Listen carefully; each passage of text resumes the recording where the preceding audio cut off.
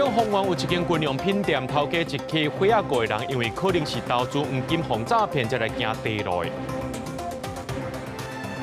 昨下晡，一运万代树林线工人吊设备更讲落落来，喊着骑车经过民众，这头前吹气断力气，赶紧送病院。今仔日桃园路地出现39度之的高温，三峡金门也超过38度，医生提出若准头皮无精神，就要注意视力伤害。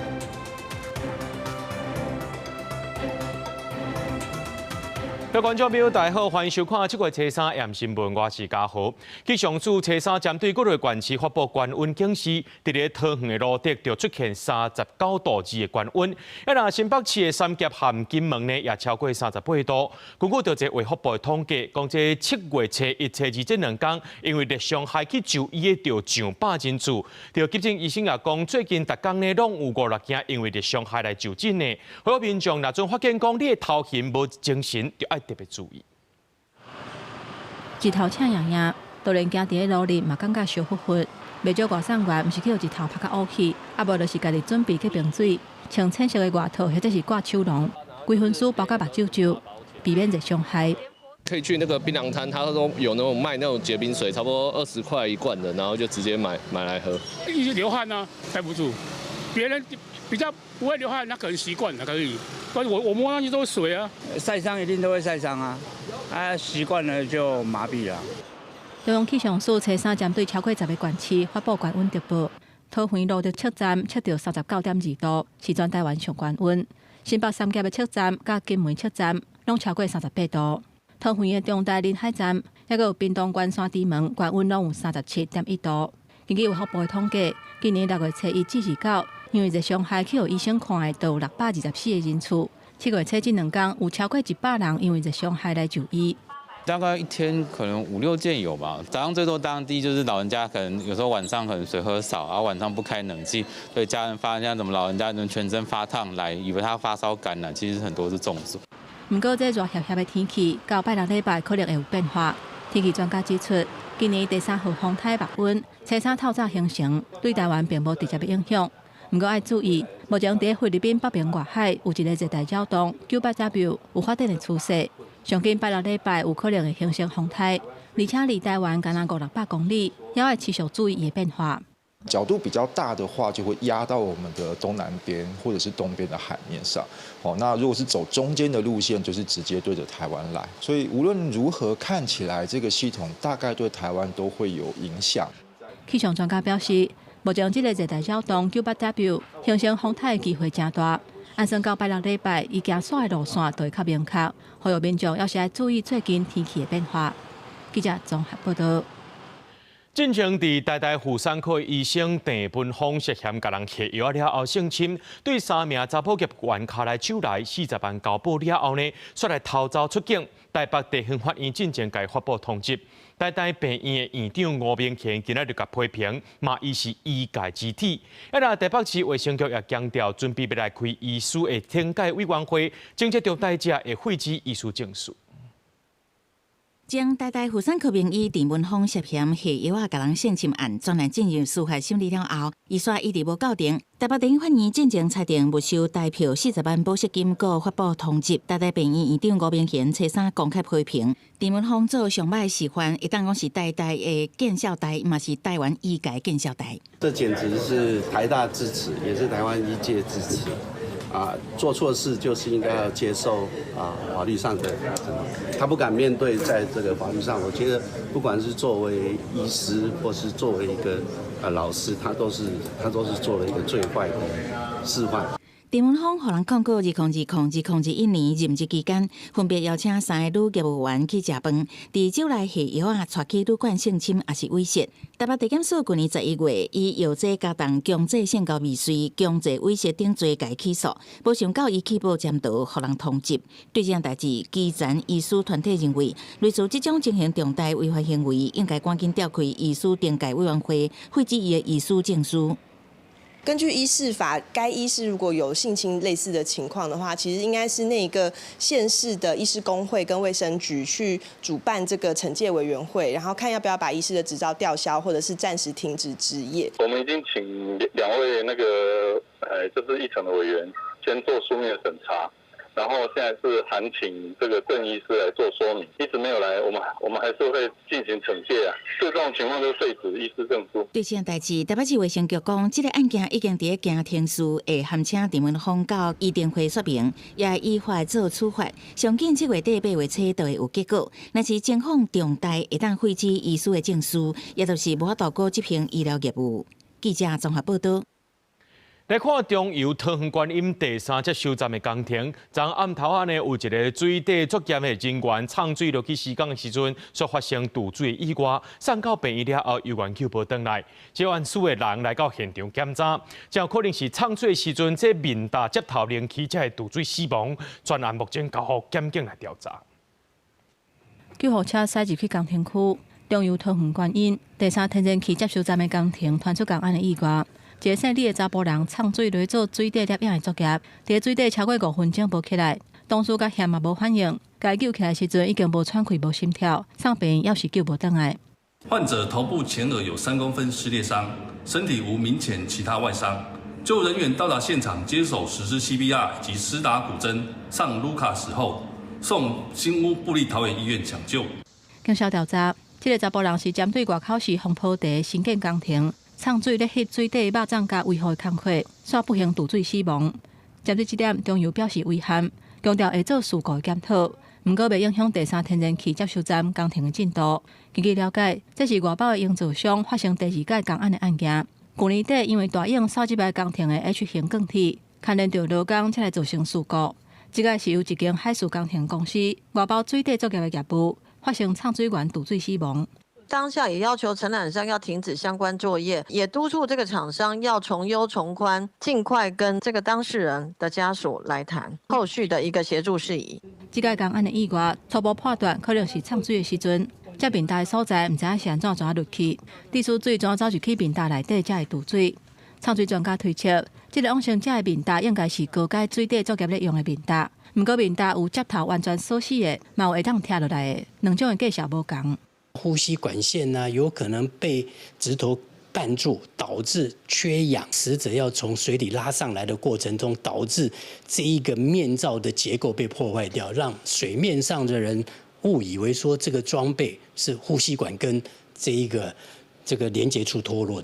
专家分析，水底作业的面搭，空气需要透过压缩机经过管线送入去面搭，若敢是伫水底的时阵，管线去填着肉粽角，才会来造成意外。种种的可能性，都会等检警上验来厘清。若劳动检查了后，已经下令爱先停工。若确定有违反这案法，雇主中油相当会罚款30万；若外包的营造商相当会罚款15万。记者综合报道。同款是一场公安意外，昨下晡呢，这云万大树林线工人伫咧吊杠杆的时阵，摔落来，撼到一个骑奥多摆经过民众，伊头前喙齿是断裂气髓，送去病院。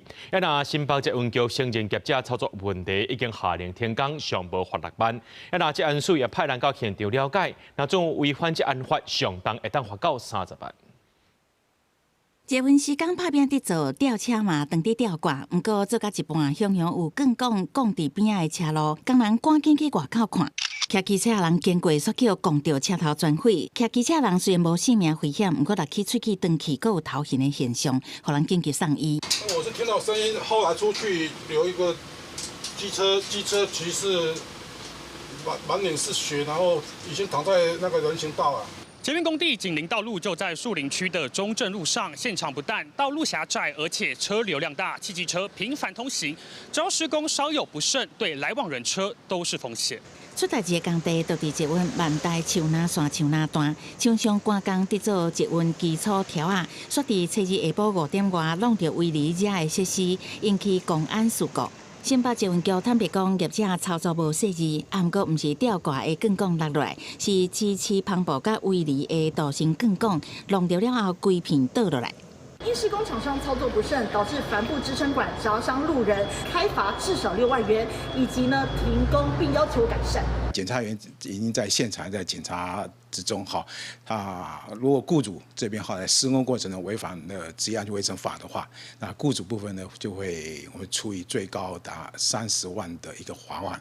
那另外呢，他原事业单位如果有在承揽管理上面有缺失的话，也会处以最高15万元的一个罚款。规条万代树林线施工不时出事故，2021年始祖崩坑工程，一个工人缀着凶救无转来。2023年，工人拆解暂顿机，因为零件冷气落落来，头壳压着死亡。即马认为肇事搁出代志，厂商予人下令停工，依法开发。记者综合报道。台中丰原有一间军用品店，在头家一家伙仔5个人，可能是因为去防诈骗欠真侪钱，才来行底路。警方伫现场有找到遗书和烧过火炭。调机关表示讲，这死者顶个月捌甲讨救兵，讲是投资黄金去防骗去，这债务加起来超过500万。目前警方已经介入调查。敢是去有翕到姓王的头家甲亲人，前几天的暗时阁无用伫收物件。不过7月初2，一家伙仔5人就互人发现已经自杀，现场有发现遗书，也甲烧过火炭。我也很惊讶呀，因为我们平常都会跟那个大姐有的时候到垃圾打个招呼这样子。台中丰原这间军用品店，就是王家一家伙仔租厝的所在。因为28岁王家细汉囝真侪工无上班，当时通报警方，会同李长处做伙开门，才发现危险的代志。未有打斗痕迹，排除有外力介入情形。现场留有遗书，经查访有人查知近日有传送轻生意念的讯息，疑因财务关系轻生。厝边是讲，初2有看到饭店的人来看王家2台机车甲1台汽车。饭店的业者嘛说明，王家大汉查某囝确实有来转物件，甚至佫带小妹来借钱。当时姊妹好人是互人诈骗。我是有特别去跟他确定说，你要确定你真的没有被骗，那我可以帮你的是没差。就后来他说，因为他是一个朋友有帮他介绍，这个都是他现实有看过的人。台中市原社志中表示，6月1日捌接到姓王头家家后求助的消息。姓王阿某甲大汉查某囝，迄个月25嘛有到服务处。当时因讲是因为听信大汉查某囝同学的建议，地事处内至少有3个人因为路卡买黄金欠真侪钱，后来佫参加做伙买物件开支票，所以累积的债务超过500万。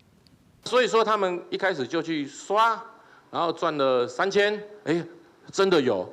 然后就会继续第2笔再来就全家人几乎都投进去了。那刷卡之后，那账单又有下个月了，账单的名字是你本人的名字所以他这种做法里面是永远你都会有下一期的账单还没缴。一切的原因呢，我卢秀燕卢市长呢都已经第一时间责令警方务必要查明真相姓王一家伙仔是毋是去拄到诈骗，积欠真侪钱才自杀，还是毋是有暴力威胁？台中市政府已经请警方调查清楚，也呼吁民众拄到财务问题，要勇敢向外界求助。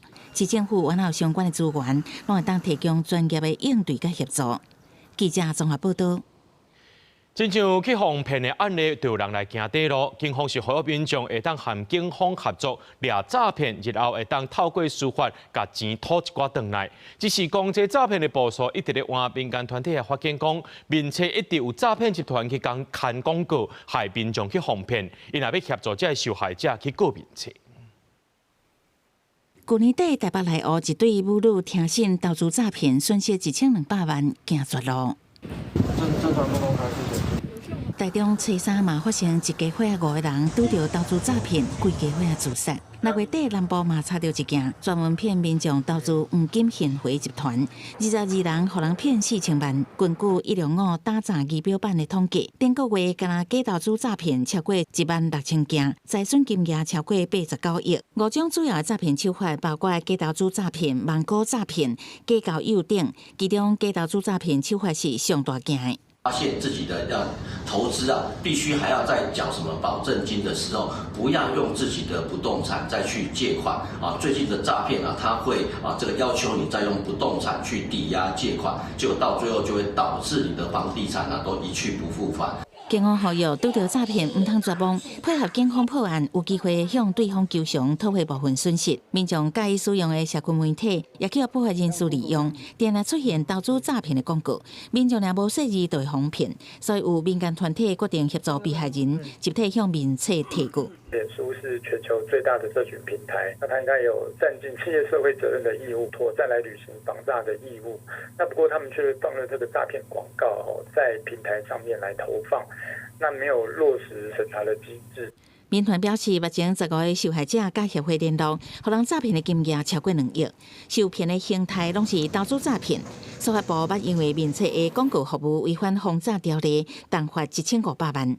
去年已经公告甲 Google、Line、Meta 等6间平台业者列管，今年的 W3 一定今年9月中有效，扩大防止诈骗。记者综合报道。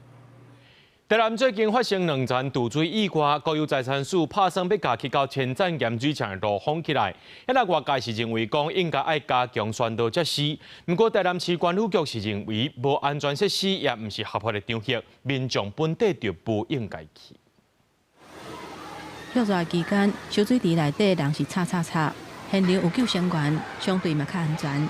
不过最近台南小连续发生2件赌水意外。其中一件伫台南南华青山盐水厂，针对这点，国有财产署已经伫咧去遐的路林有采栅栏，毛大禁止生水的广告来提醒民众。我们在外围的地方就是秘境的出入口的地方加这个阻隔简易的阻隔设施啦，那里也希望我们贴公告来提醒那一些出入的一些游客，那注意安全。针对国有财产署采栅栏来管制，有外界认为讲。加强安全亲近大自然的这个观念，比封路更加要紧。不过，台南市管理局强调讲，安全并无问题，合法管理才是上重要的。网红或是社群媒体把危险的地点美化为秘境，容易误导大家忽视它潜在的风险。景点推广应以安全无虞、合法、开放、完善配套为前提。是类似做水母漂啦，就是我们。吸一口气，如果小腿抽筋，吸一口气，然后弯曲这样去拉这个动作，还要换气一样，是简单抬头。市府嘛提醒，会晓水系自救，甲判断环境的风险是降低意外的关键。消防局嘛呼吁，唔通伫咧公告禁止耍水、甲水深危险等等的所在耍水，或者是做其他水上的活动。若是风险较悬的撩客、错漏的体验等等，嘛应该爱找合法的公司，有契约的保证。找合格向导来协助，若无了解这个所在水系的风险，就唔通来耍水。记者综合报道。有民众伫咧高雄生态园区站附近坐公车，发现讲这公车司机会哪塞车哪看手机啊看影片，民众甲伊翕落来铺上网络，而且搁再指控讲这个司机已经唔是头一摆安尼生做啊。客运公司表示讲，这驾驶已经违规，会甲伊处罚，也会加强教育训练。初日暗时10点外，高雄的民众坐这班公车，无偌久发现有古怪。公车运将伫美大表顶面放一支长咧放戏剧的手机啊，民众阁发现司机停红灯的时，疑似咧看剧，目睭阁降落去大约40秒。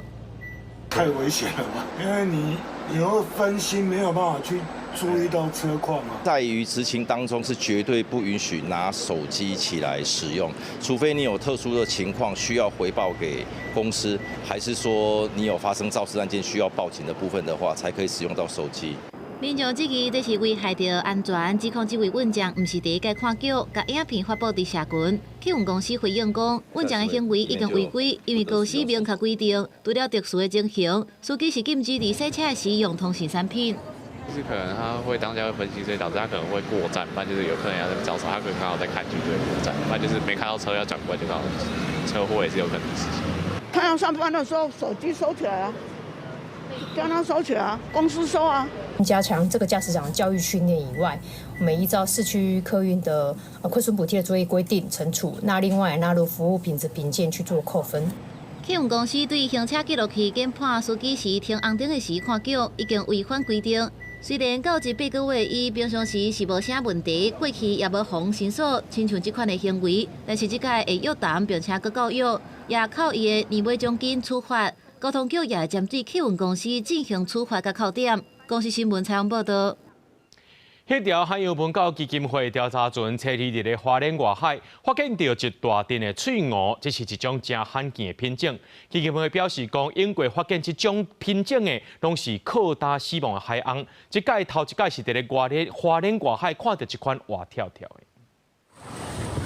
20-30只大型的鲸豚慢慢以群体方式向前，引伫海上做花喷开，悄悄地游到当地冲入去海底。研究人员原底就是因是定看到的瓜是喙鲸，挖进了后才发现是因无伫海上看过的拢是喙鲸。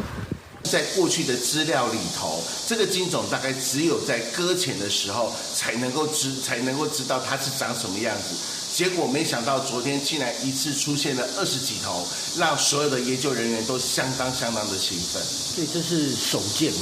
对，这一次是花莲20-30年来的首见，也很有可能是台湾第一笔的目击资料。这个是伫车地透早真幸运看到的乌楼海洋文教基金会鲸豚调查船伫花莲港东南边10海里的所在所发现。上海港的业者甲渔民拢形容要拄到伊的几率是比虎鲸更加困难，所以相关的生态资料也较欠。现场辨识出它是朗氏喙鲸的最主要的原因是可以透过它头部的这个白斑白色区块可以去做出辨识，以及它的这个比较长的吻端。朗氏喙鲸在野外常常会跟平鼻鲸可能会误认或混淆，但昨天我们留下来的影像画面其实都非常的清楚，所以后续都已经获得了一个确认。根据海洋保育署的资料，拢是喙鲸分布伫印度甲太平洋区的热带海域，其中以西太平洋是较常看到，主要伫第6边以外的深水域来生团。乌楼海洋文教基金会表示，这个珍贵的记录整理了后会对外公布。公司新闻采访报道。因为5月底地方有反映讲片湖七比的这个月里湾出现真侪魔鬼海青，会危害到船湖生态。海保署随启动调查，发现讲这魔鬼海青的数量已经超过警戒达未到8倍啊！海保署也伫咧6月18、19启动2摆清除作业。不过最近所有职工伫咧批评，讲规个计划是做到乱糟糟，事先拢无规划，一点都无效率。唱水人员伫片湖7米的月里湾，一手提鸭啊，一手提茄子啊，将发现的魔鬼海青，也就是一罐海青入入去地下底。5月底地方通报，7米到这的魔鬼海青大量生团，已经超过警戒标准8倍。海保署伫6月18、19发动2摆清除作业，2天拢总掠44只。不过因为规个计划无较有效率的做法，有海洋志工团体跳出来碰海保署，做代志乃头小小袂灵灵。你要有一个系统的管理啊，你即马是要停渡，搁有物件，什么所在有，什么所在无，你要有一个统，要有一个规划，要有一个调查，出来将这个要透明化，互人看。负责清除的海洋志工批评政府单位，海保署表示，针对各海域的魔鬼海青状况，拢有持续监控。自111年到打 IOCEAN 海洋生物汇报，偏湖地区拢总看到5摆，数量上侪是7月初2的5只。而今年新推出的船湖健康汇报平台，数量上侪都是5月底这摆的月里湾有15只。海保署强调，志工的建议因拢有收到，后续会联合各单位建议，推出一套完善的做法。在地的这些潜水业者，然后在地的这些政府机关。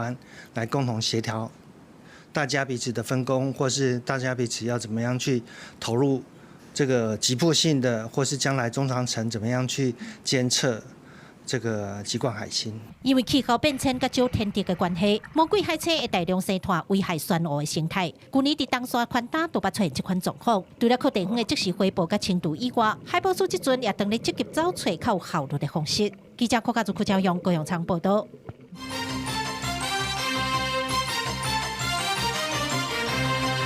总统赖清德进前伫团结国家第4讲讲到在亚太国防预算，美国在台协会处长郭立坚也表达对台湾国防预算的关心。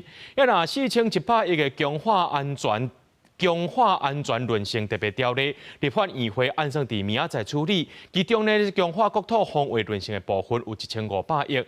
为了要争取到外界支持，海委会主委关碧玲今仔日的记者会讲较后甜，呼吁在野就要支持。国造尖南海群号车3展开第3届铺航测试，早起8点伫港口慢慢驶出去，也吸引民众伫港口围看。不过伫测试的过程，煞发生有渔船违规走入来管制区，紧互人赶走。很期待，就是说拐11这一艘可以顺利的完成测试，然后加入到我们这个捍卫海疆的这个行列。海群号并完成铺航测试，到日下一届单下舱潜水航行。专家观察，海群号这届出海测试也是无启动主机，望台船后一届测试，海群号会当启动主机，消除外界疑虑。在测试的过程中啊，一路用电池来推进，不是不可能哦。但是呢，你必须要考虑到电池电力耗尽的时候呢怎么办？美国在地协会初二举办国庆酒会，主题拢在讲棒球。AIT 处长郭立言讲，美国赢，台湾嘛赢。美国未放弃对台湾的长期立场，嘛表达对台湾国防预算的关心。As Taiwan continues to work towards increasing defense spending beyond 3% of GDP this year, we look forward to further investments, both in traditional military deterrence and societal resilience. And just as spending for Taiwan's defense has strong bipartisan support in the U.S. Congress, I fully expect Taiwan's political parties to devote the resources needed to maintain peace. 立法院一定测试处理强化安全论性特别条款，拢总4100亿，其中强化国土防卫论性拢总偏差不多1500亿。为了争取条约各界支持，海委会主委关碧玲初三伫行政院记者会激动后场，呼吁在野党莫阁走动。海巡守护国家，国家要守护海巡。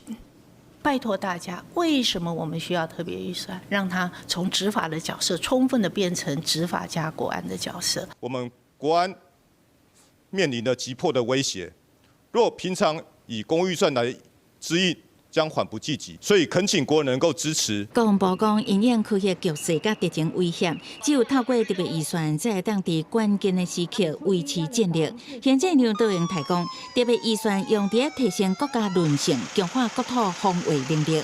知影若是想要以破发现金代替1500亿，也甲补助台电的1000亿，认为安尼做万万不可。知影嘛无法度负担国安甲民生的责任。记者综合报道。今年汉光41号演习期间呢，头一届整合着城镇论性演习，7月15开始会伫咧各地头进行。这经政署这回呢，也是头一届含专联卖场合作。到时阵民众伫咧指定卖场听到这防空警报，就要依照卖场人员的引导去避难。透过实际卖场环境模拟防空避难情景。内政部也呼吁民众会当事先穿一个紧急避难包，若准碰到状况，就会当随时来应对。7月国家团结月，除了国军汉光41号演习，城镇韧性防空演习嘛是重点。逛卖场听到这个声音，不要紧张，因为这一次城镇韧性演习把卖场也纳入了演练。在演习期间，如果听到防空警报的声音，卖场人员会负责引导民众。到时候只要跟着卖场人员的指示，一起来到像是地下室这样比较好的避难空间就可以了。这种空袭是不会选择的嘛？对啊，随时随地都无预期之间就会发生。不管到哪个地方都必须做演练啊。民众大多数拢赞成防空避难演练加纳入无共情景。7月15开始，中部、南部、北部、东部含外离岛会小连续来进行城镇韧性演习。这摆警政署第一摆结合卖场，伫北中南指定门市，公布办理防空疏散避难模拟演练，强化业者和民众的应变。台北、台中跟台南各选了一家店作为整个演习的一个示范店，原则上是以有地下室的为主，怎么样疏导这个顾客。内政部讲，到时伫指定门市的民众听到警报声，除了要停止买物件，搁要叫卖场人员引导避难，要记得避免挖门窗玻璃，用遮也是旧的木头保护的姿势。卖场人员嘛要演练紧急应变，亲像安大人客简单包空喙，另外现场嘛要做伙来模拟安怎团警报等等。如果一旦防空警报发布的时候，人车都是要保持一个避难。只不过以前万难的话，就是说好像只听到防空警报，没有像这次的话非常的切实。消防署嘛提醒民众，会当先预先来准备紧急避难包，基本来准备的亲像啉的水含大娘，个人的药啊含清洁用品、保暖的衫、身份证含一寡现金、手电等等。建议重量是以查甫15公斤、查某10公斤以内做基准，方便真正拄到状况的时阵，会当随处用过去避难。记者综合报道。中华体育活动第13届金夏影都本地1个月以来举行，却因为牵涉到统战纪律有风声，这陆委会要求打动。县政府表示讲，会等到收到正式公文才要来处理。要陆委会副主委刘文杰强调，金夏影都一直拢唔是单纯的运动活动，也强调目前还佫伫咧审查。收起来了后，用走的过终点线，两花金梅下梅烧水的比赛，今年都要进入第13届。原定7月2日要举办，不过陆委会讲，这一届主办单位是下梅市政府，因为活动会下过金梅甲下梅海峡的中线，牵涉敏感的问题，要求都要停办。现在金梅县政府讲，一切等收到正式的公文才个讲。还要看潮汐。那也要看很多相关的这些气候条件，所以如果要再延期，还有各方面，确实在这个时间点会比较不好安排。我们还是希望可以很单纯的去进行这些相关的这些体育活动。我不会称它是单纯的运动，去那边就是要接受统战洗礼，从厦门游过来，等于是要游过我方的，进入到我方的禁限制水域。对这个事情呢，我们会比较谨慎的处理。金门县府虽然感觉无奈，不过也是尊重，嘛遵照陆委会审查了后的指示。杨文佳强调讲，统战这个事，原底就是中国的政治武器，无法度用法律来定义，干来当用个案来审查。另外，伫台湾的中国配偶，顶一日互要求，都要交3个月内失去原籍的证明。6月底期限已经到啊，不过根据陆委会上新的数据，还佫有1668个人无交。真正捌甲 RRON 的台湾国际家庭互助协会是要求陆委会都要把这个命令收回去。他现在应该要停止所有的补件除籍案的专案，很多人因为这样，他必须要放下手边的工作，他必须要打断他的生活秩序，飞到他的家乡。我们认为陆委会应该要公开、正式的对这1.2万的陆配家庭进行道歉。我们是为了保障各位陆配朋友在台湾的身份安定，不知道有什么道歉的必要哈？有一些，譬如说他原来抗议的很大声的，譬如说像游志斌，他很快就回去拿了。杨文佳强调讲，亲像70岁以上的老人，或者是破病疗程等6种类型，拢会当透过挂保证寄给的方式来代替。强调陆委会袂伫咧无联络到的情形之下，都直接甲伊台湾人的身份注销。不过嘛提醒，若无交失去原籍的证明，未来若是去用检举，可能都要吃罪。记者综合报道。总统赖清德伫咧团结国家10港的时阵，指示交通部和航空公司直接，那准这商务舱有为提供军人自动升等的服务。针对这部分呢，这行政院长杜英泰初三伫咧议会表示，除了交通部的措施以外，伫9月初三军日节前后，相关部会也积极协调，在民间企业、场馆甚至是游乐设施来推出着军人优待。那针对这军人升到商务舱的服务，中英华航2间航空公司的工会是发出共同声明，呼吁讲唔通多处来推动。总统赖清德进前伫国家10港内面，展出建军爱军的理念。对7月开始6间国际航空提供军人优先登记了后，佮指示交通部和航空公司来联络，未来登记了后，若商务舱有空位，应该提供军人自动升等的服务。我们也预计在93军人节的前后或相关一段时间，目前也正积极的协调，做相当多的领域跟打折。问到是在飞登机升等，行政院长杜英泰初三嘛伫行政议会，佮提出93军人节前后，相关部会嘛积极来协调民间企业和下的场馆和游乐区这设施，推出更较侪建军优惠，展现政府对社会、对国军官兵的支持和感谢。交通部长陈世凯嘛讲进度，尊重他们的这个商业模式，在不影响航空公司的这个商业运作模式的情况底下，也有航空公司目前已经开始在做内部的规划跟讨论了哈。那甚至是我先不讲哪一家了哈，但是有航空公司跟我表示说，希望能够在93军人节的时候哈，在那段时间能够推出这样子的优惠。这是华航和中英2间航空公司企业工会是发出联合声明，强调讲支持提升军人的待遇福利，不过反对国家成本转去予企业和劳工，因为升等商务舱涉及的营运层面和权益关系是真复杂，不是一句有空位就自动升等就当简化处理。临时关了门以后，告诉我们这些人全部跑到商务舱，那这样子工作备品、服务用品都会来不及准备。对于军人，但是我跟其他商务舱客人还是有差别待遇，那你是不是在歧视我？工会强调讲，临时升舱若是对航空公司经济层面是造成打击，各予基层的服务人员工作量加倍，只希望讲加强配套。对这，目前华航回应讲，各地建议，其他航空公司暂时无回应。记者综合报道。台语有一句话讲：这挂菜无挂唔食脏，囡仔无教是唔食人。监公一定爱拍干骂囡仔，才会当受到教育咧。这款已经过时啊，这拢会造成囡仔心肝头的乌影。这人本教育基金会最近呢接到2件绩效和学校外交聘请这个教练性暴力的申诉案，其中有一个是去用判刑。照理来讲呢，是规世人拢袂当做这教育人员。不过，说方法警讲，伊佫伫咧花莲的民间俱乐部做总教练。民间团体也指出讲，目前教练无适任的制度有真侪空隙，执行也有问题，这拢爱检讨。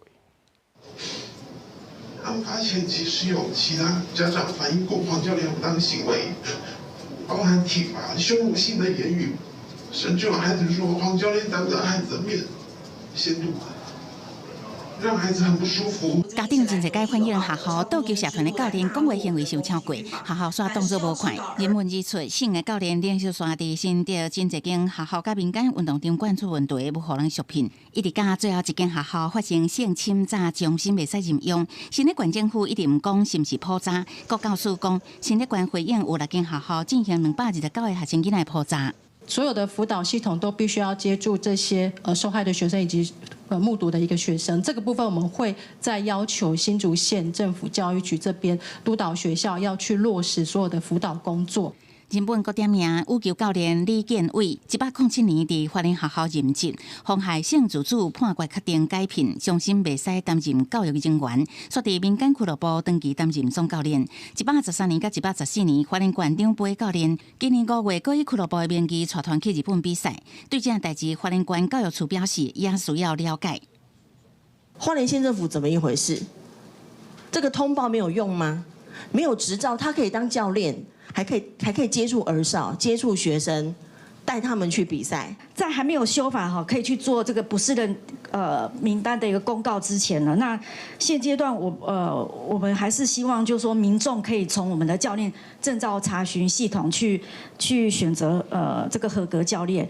日本甲民进党立委陈培如张雅玲讲，中央有法规也讲有定期追踪，按过案例持续，代表地方执行失职，无适任运动教练袂使干那为消极协会的名单除名，是爱互家长查询的时阵知影全名，而且知影无适任的原因。体育署表示，未来研究修订国体法，为法律为该明文规定，会当公布名单来努力。记者综合报道。有真侪民众看到家友所想到的拢是较负面的，不过伫咧英国的有民间团体培训家友来做导览员，这款活动也引进到台湾，由家友来做导览员，而且讲因家己的故事，也是一种含社会教育。好，我们往这边走哈。艋舺公园头前一堆人行来行去，是台北艋舺定看到的景象。不过，这对家由导览员娘兄来讲，煞有特别的意义。伊真正伫家路流动的时阵，这就是伊的一日生活圈。定拢伫一顶新树帽仔的娘兄，捌做议员的助理当16档，嘛捌伫钢铁工厂、西餐厅做3工。新冠疫情期间，人力的需求是大幅降，伊来到台北车头，开始一年的流动的生活。后壁虽然伫社工的帮助之下，睡厝来安居，但是共款伫加油做导览员，分享伊过去伫家路流动的过程。亲像艋舺公园南边的广场，一般人只是黑白行过去，但对流动的来讲，这是关系到因敢会当吃饱的叫工作。在这边的无家者呢，每天早上盥洗完毕，吃过早餐，都会到这边等工作，到时叫工的人就会来了。真侪家友会去做工地的粗工、夜班工，这技术性较低的工课，来维持因生活必要的开销。这都是业者招揽因的所在。娘兄家己嘛捌去真侪场庙会顶头的夜班啊，佮因为安尼有机会去中南部行行咧，看无共风景。无做工课的时阵，因会伫公园行棋做娱乐。这种活动对消磨时间是特别有效。娘兄参加的加油计划是芒草心协会主办，专门培训无厝的人做导览员，互社会大众透过加油的目睭，点去熟悉城市内面的角。这个想法迄当阵提出来是一个查某工程师，伊伫英国伦敦旅游的时阵，做为着当地的特殊导览，回来了嘛甲概念早来艋舺。那一次的参与给了他蛮大的震惊吧，然后他也一直在想说，那台湾的无家者有没有可能也可以也是一样可以做这么酷的事情。这么计划已经执行10外档，包括娘兄在内，真侪导览员伫社工的帮助之下，已经离开家路。但是这段参加导览培训的过程，对因的人生是真有意义。逐摆有导览活动，娘兄总是递新树木、请下子，表现出对活动的尊重。你无家者也有无家者尊严啊，对不对？无家者也是要被人尊重啊。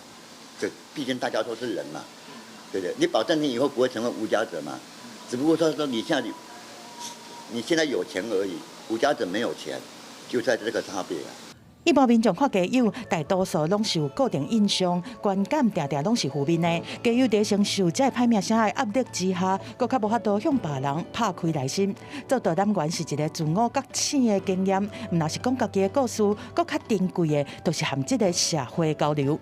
记者综合报道。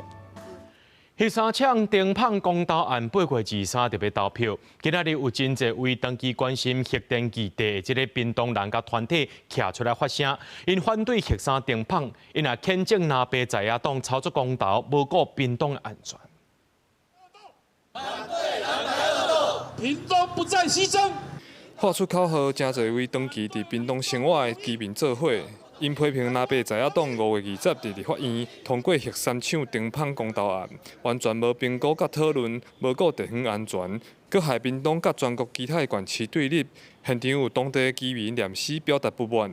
恒春的核电已经40年了哦，迄平安吼是众神来保庇。即摆风云又搁起，讲要搁延20年啦，安尼你听了敢袂无生气？核三的厂址是建立在所谓的地震的断层带上。2011年的福岛核灾不是历历在目在我们眼前吗？咱袂使把降负担风险的物件放伫咱屏东，咱希望伫咱政府的能源政策，咱多元再生的能源会使持续来行。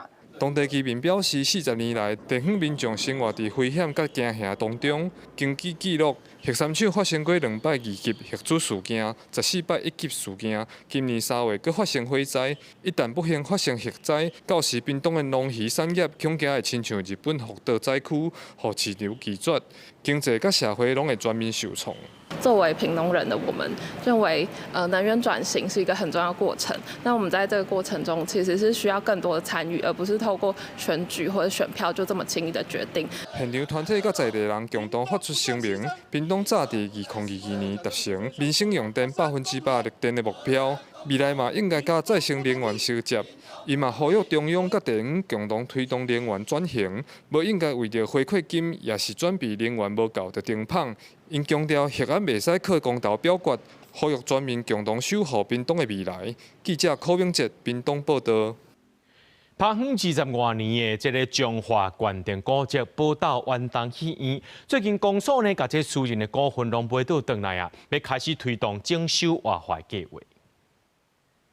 规台边仔大海报是戏院当初时播送的最后一出电影。中华宝岛镇的远东戏院拍远20多档，中心行一摆戏院内底1楼卖票入口，演员休息室物件也阁维持原样。尤其2楼这2台电影播送机已经有超过半世纪的历史。放映机是伫咱民国45年开演的时阵，一直维持到现在，这摆应该算是高档级的迄个国宝级的文物咱若建筑物维修了咱就想办法来甲这2只迄个放映机来甲伊维修恢复伊原来的迄个风化。1956年起设的远东戏院是公家甲民间合作经营，当初时毋若播送电影，嘛有布袋戏歌舞团才会巡演。戏院伫2016年登录做历史建筑，镇公所去年甲远东戏院民营的产权拢买转来，目前正咧向文化部申请修复补助经费，要拼明年动工。所有的迄个民营的产权拢已甲伊买倒转来，建筑物甲土地的产权拢已经属于宝岛镇公所。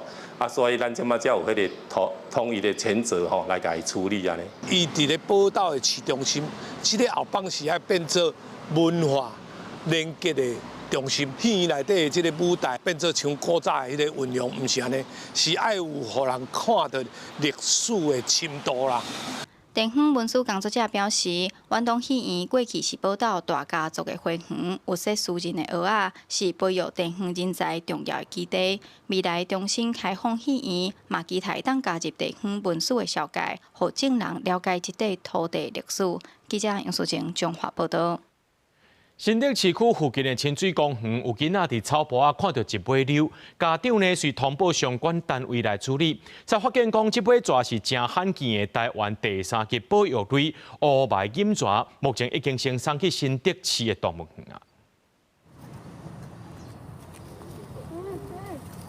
甲蛇轻轻啊掠起来，放入去地仔内底，边仔囡仔是惊甲皮皮喘。逐工早起有袂少人来新竹市区的清水公园散步运动，毋过拜三所有民众发现公园内底有一尾长1公尺的蛇，赶紧通报相关单位来处理。早上一来的时候，原本就在那个位置啊，不会动。然后我本来以为说它可能是一个玩具，就看到那个蛇在那个，就是在那边，然后卷着。我觉得可能难免吧，对啊，但是我是觉得这个蛇的问题应该还是要处理，对，所以担心啊。会啊，会担心。后来发现这尾蛇是台湾第3级保育类乌眉锦蛇，本身无毒，嘛袂主动攻击人。活动区域是伫咧平地一直中间海拔的山区，只有也提醒民众，热天是蛇定蛇出来季节，看地时阵。免惊吓，嘛莫去掠，才袂发生危险。黑眉锦蛇是台湾特有种，公告为3级保育类，它没有毒性，可以长到2公尺长，全身黄黑色，有纵向的花纹。民众不管看到哪一种蛇，最好的方式就是保持安全距离，不要主动靠近或捉捕，并通报相关单位处理。目前伫公园掠到这尾蛇已经送去新竹动物园安置。那蛇哪会出现伫市区的公园内底？相关单位后续会搁进行调查。记者杜君豪新竹报道。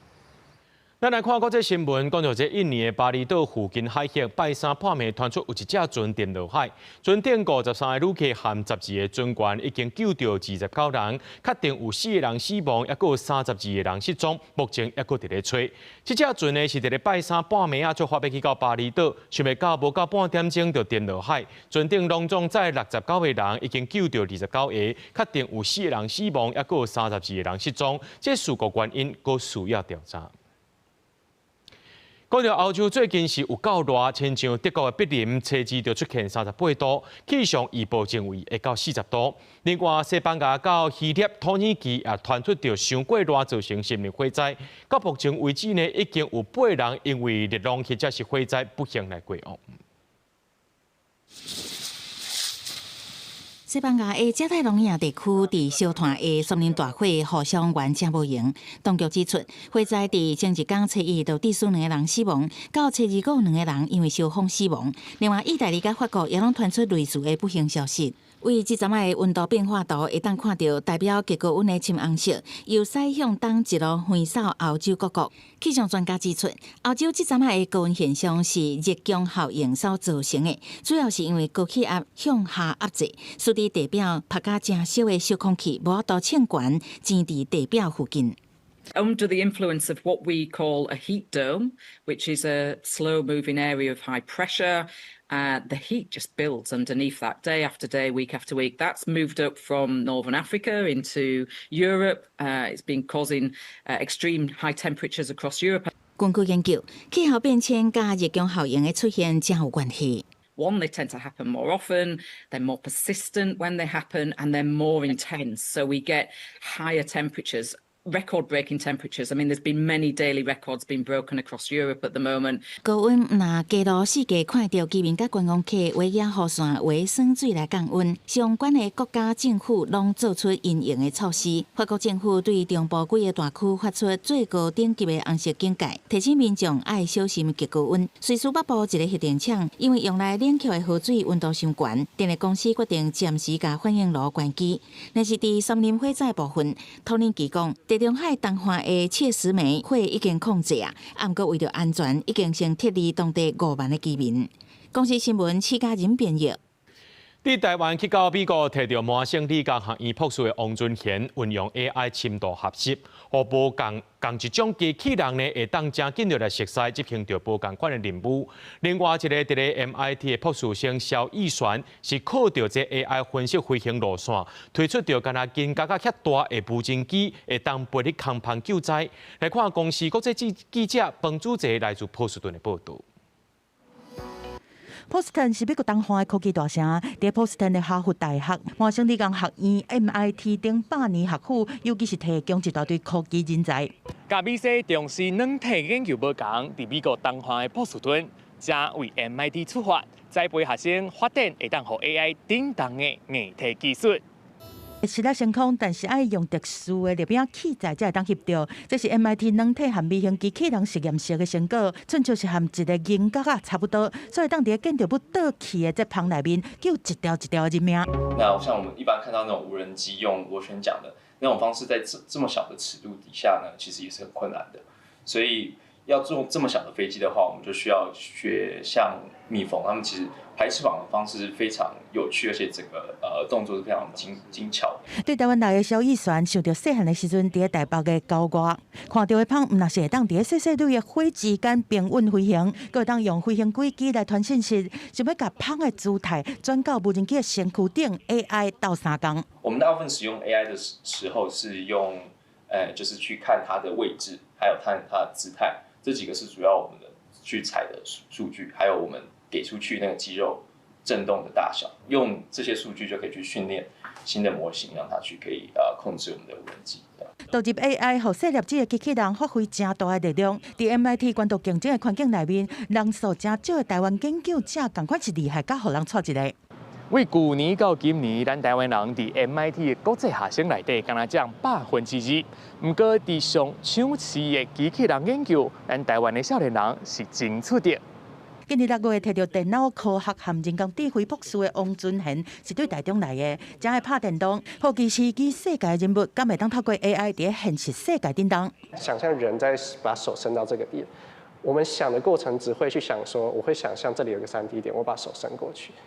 我们有一点完全是下意识在做的事情，是这些所有肌肉操控，然后这些东西就是你在 robot 上是要实现的。人无法度注意到的逐一步，王俊贤拢交互 AI 来代做，伊互 AI 学大量数据，生成真侪种程式来驱动机器人。有 AI， 机器人袂过时间会当做单一任务，对设备的维修到实验操作，拢会当一手来办。但是要开发出这种模型，都要使用真大量的心力。我感觉大家可能对于自己喜欢的东西， 是很愿意投入极大量的时间，就我们不觉得我们正在被抄，但是从客观的角度来讲，那我们就是可以一直疯狂投入很多时间在研究上，那这个肯定会让你的研究进展会比较快。台湾学生用热情善用 AI 的潜力，在波士顿的机器人研究领域已经互人看到。公司国际记者彭祖基美国报道。所以观众朋友做来看明仔载天气。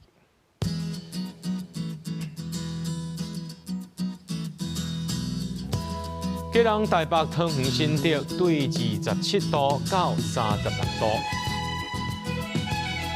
苗栗台中彰化南投云林对26度到36度，嘉义台南高雄屏东对25度到34度，宜兰花莲台东对26度到33度。 平湖金门马祖对27度到37度，还有未来3天气象。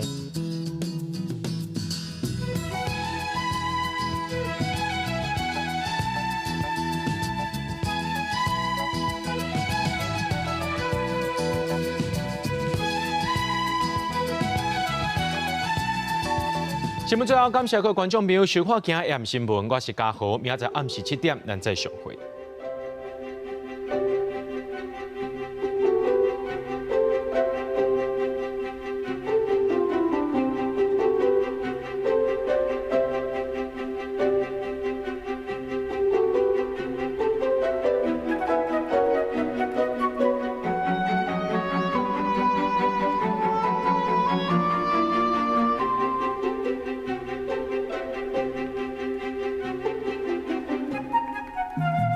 拜。